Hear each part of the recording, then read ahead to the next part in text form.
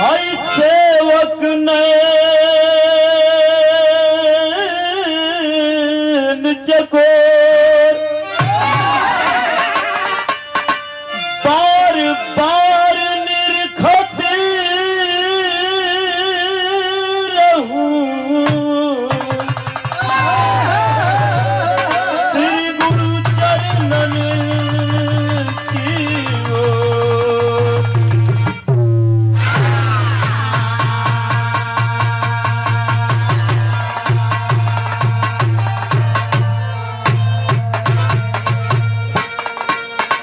पर्वतों के शीश पर आए सदगुरु आपकी जयकार हो, अर्पित हो श्रद्धा सुमन, स्वीकार हो स्वीकार हो।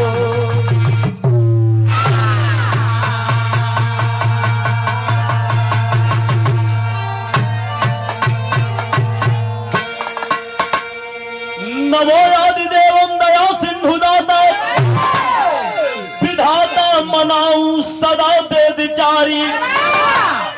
नमो काल कालम गले बीस व्यालम विशालम है माया तेरी त्रिपुरारी। नमो भस्मयंगी तु भूतो कसंगी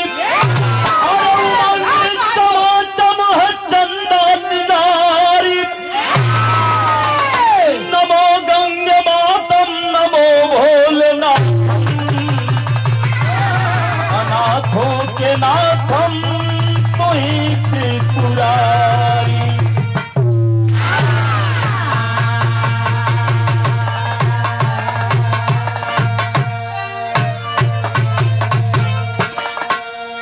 अरे जय जय हे बजरंगी बनला के तनन के तू संगी। जंगी आज सभा में रखदा नाज हमार।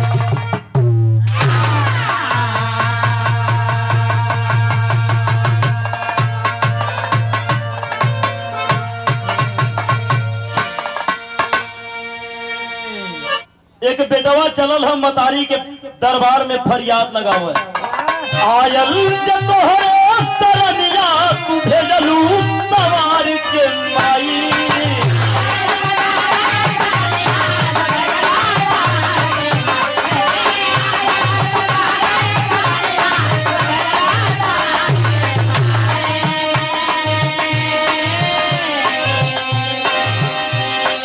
आयल जब तोहरे सरनिया तू भेजलू सवार के माई।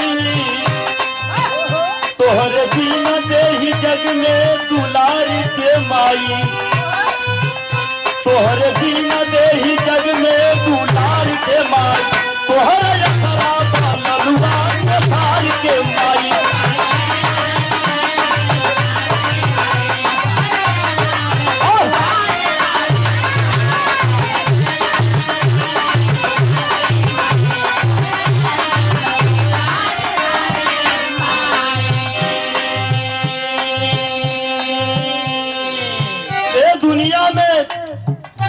दुनिया में माई तोहरे बिना के सहारा बा। पहली बंद में गुरुजी लिखे का सारे गम पधनी तक कुछ न जाने।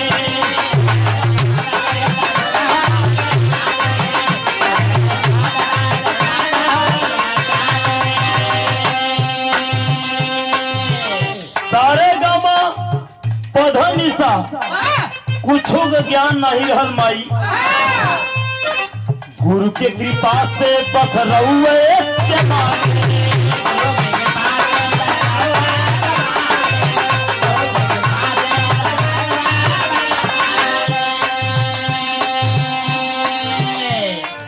हर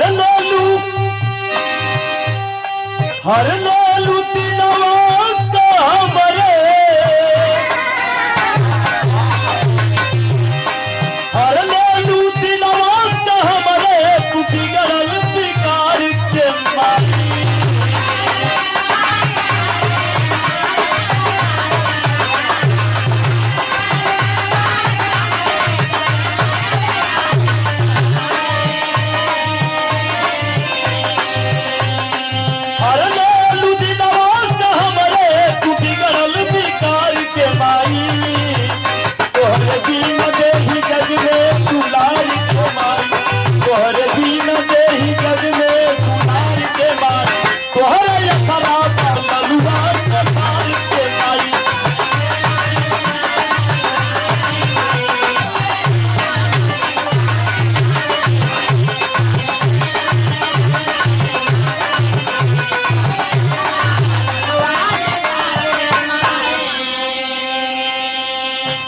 दूसरी बंद में कि बेटवा मतारी से फरियाद करत है,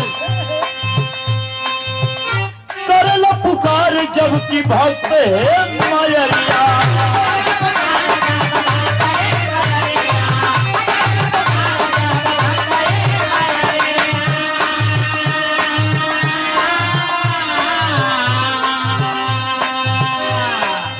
रणचंड बन के कहलू समरिया।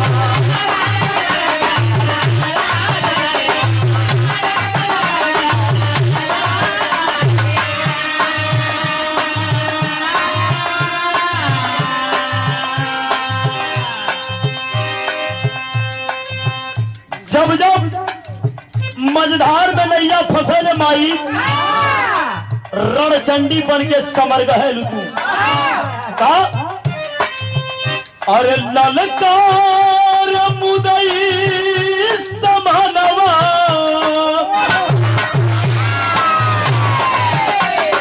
ललकार मुदई समानवा, थमावलू मनवा